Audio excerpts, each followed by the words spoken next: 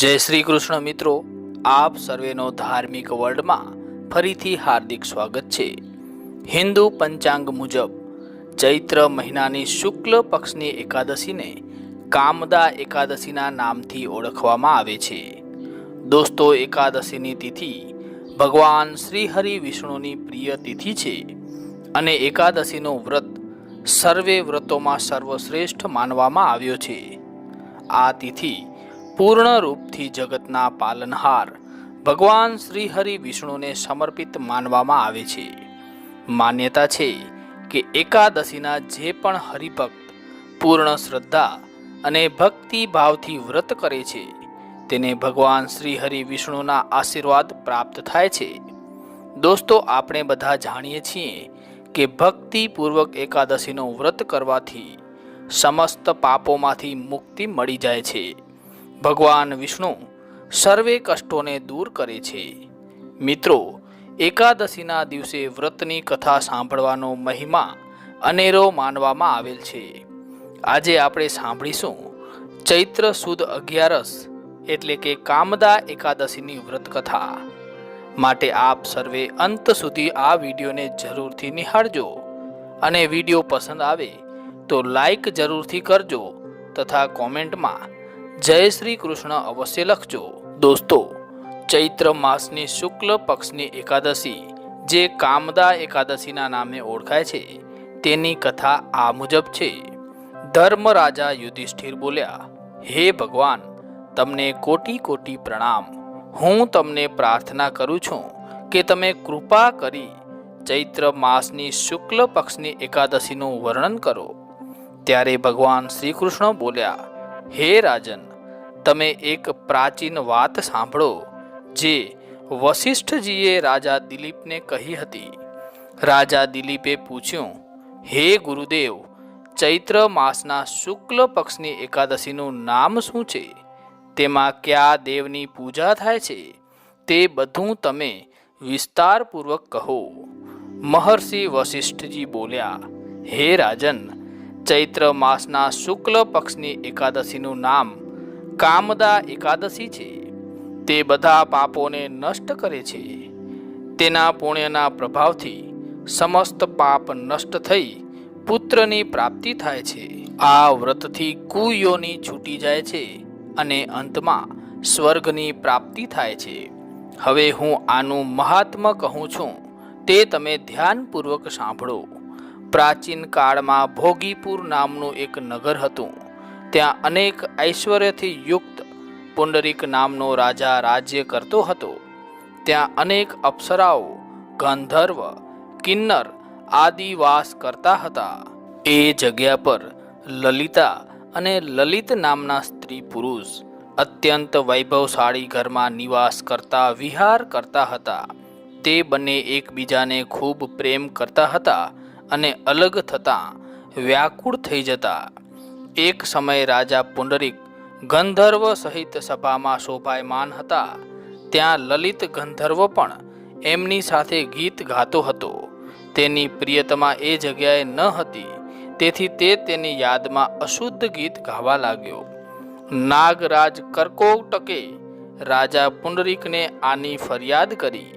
તેથી રાજા પુંડરીકે શાપ આપી દીધો કે હે દુષ્ટ, તું મારી સામે ગાય છે તો પણ પોતાની સ્ત્રીનું સ્મરણ કરે છે, તેથી તું કાચું માંસ અને મનુષ્ય ખાનાર રાક્ષસ થશે।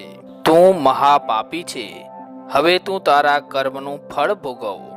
રાજા પુંડરીકના શાપથી તે લલિત ગંધર્વ તે જ ક્ષણે વિકરાળ રાક્ષસ બની ગયો। તેનું મુખ ભયાનક થઈ ગયું। તેના નેત્ર સૂર્ય ચંદ્રના સમાન પ્રદીપ્ત થવા લાગ્યા। મોંમાંથી અગ્નિ નીકળવા લાગ્યા। તેના મસ્તક પરના વાળ પર્વત પર ઉગેલા વૃક્ષોની જેમ લાગતા હતા। તેની બંને ભુજાઓ 2-2 યોજન લાંબી થઈ ગઈ। તેનું શરીર 8 યોજનનું થઈ ગયું। રાક્ષસ થઈ જવાથી તેને મહાન દુઃખ મળવા લાગ્યું અને તે પોતાના કર્મનું ફળ ભોગવવા લાગ્યો। જ્યારે લલિતાએ પોતાના પ્રિયતમ લલિતના આવા હાલ જાણ્યા તો તે ખૂબ જ દુઃખી થઈ। તે સદૈવ પોતાના પતિના ઉદ્ધાર માટે વિચારવા લાગી। હું ક્યાં જાઉં અને શું કરું? આ બાજુ તે રાક્ષસ ઘોર વનમાં રહેવા લાગ્યો અને અનેક પ્રકારના પાપ કરવા લાગ્યો. તેની સ્ત્રી લલિતા પણ તેની પાછળ પાછળ જતી અને વિલાપ કરતી. એક દિવસ પોતાના પતિની પાછળ ફરતા ફરતા વિંધ્યાચળ પર્વત ચાલી ગઈ. ત્યાં તેણે શૃંગી ઋષિનો આશ્રમ જોઈ. તે આશ્રમમાં જઈ ઋષિના સન્મુખ જઈને પ્રણામ કરવા લાગી.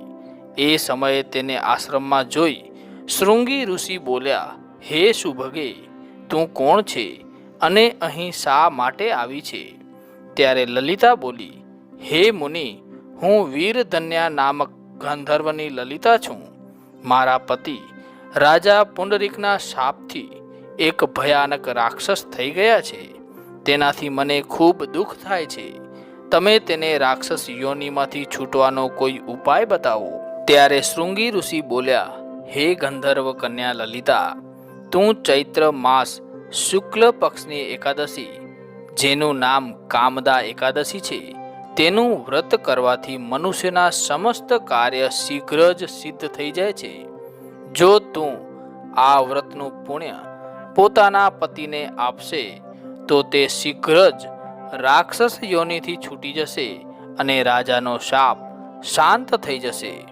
મુનિના આવા વચન સાંભળી અને લલિતાએ તો આનંદપૂર્વક તે વ્રત કર્યું અને દ્વાદશીના દિવસે બ્રાહ્મણોની સામે તે વ્રતનું ફળ પોતાના પતિને આપ્યું અને ભગવાનને પ્રાર્થના કરવા લાગી, હે પ્રભુ, જો મેં આ વ્રત કર્યું છે તેનું ફળ મારા પતિને મળે, જેથી તેની રાક્ષસ યોનિ શીઘ્ર જ છૂટી જાય.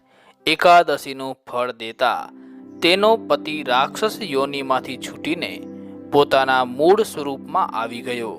તે અનેક સુંદર વસ્ત્રો અને આભૂષણોથી અલંકૃત થઈને પહેલાના જેમ લલિતાની સાથે વિહાર કરવા લાગ્યો. કામદા એકાદશીના પ્રભાવથી તે વધુ સુંદર થઈ ગયો. તેઓ પુષ્પક વિમાનમાં બેસી અને સ્વર્ગ લોક ચાલ્યા ગયા. આમ અહીં કામદા એકાદશીની વ્રતની વાર્તા પૂર્ણ થાય છે. મિત્રો, આપ નિહાળી રહ્યા છો આપણી યુટ્યુબ ચેનલ ધાર્મિક વર્લ્ડ અને અમને આશા છે કે આ માહિતી આપને જરૂરથી ગમી હશે. માટે વિડીયોને લાઈક જરૂરથી કરી નાખજો અને કોમેન્ટમાં જય શ્રી કૃષ્ણ અવશ્ય લખજો. અને હજુ સુધી ચેનલને સબસ્ક્રાઈબ ન કરી હોય તો સબસ્ક્રાઈબ અવશ્ય કરી નાખજો અને સાથે સાથે બાજુમાં આપેલ બેલ આઇકન એટલે કે ઘંટડીને દબાવીને ઓલ નોટિફિકેશન ઉપર દબાવી નાખજો, જેથી અમારા દ્વારા નવો વિડીયો મૂકવામાં આવે તો તેની જાણકારી તમને નોટિફિકેશન મારફતે મળતી રહે. જય શ્રી કૃષ્ણ.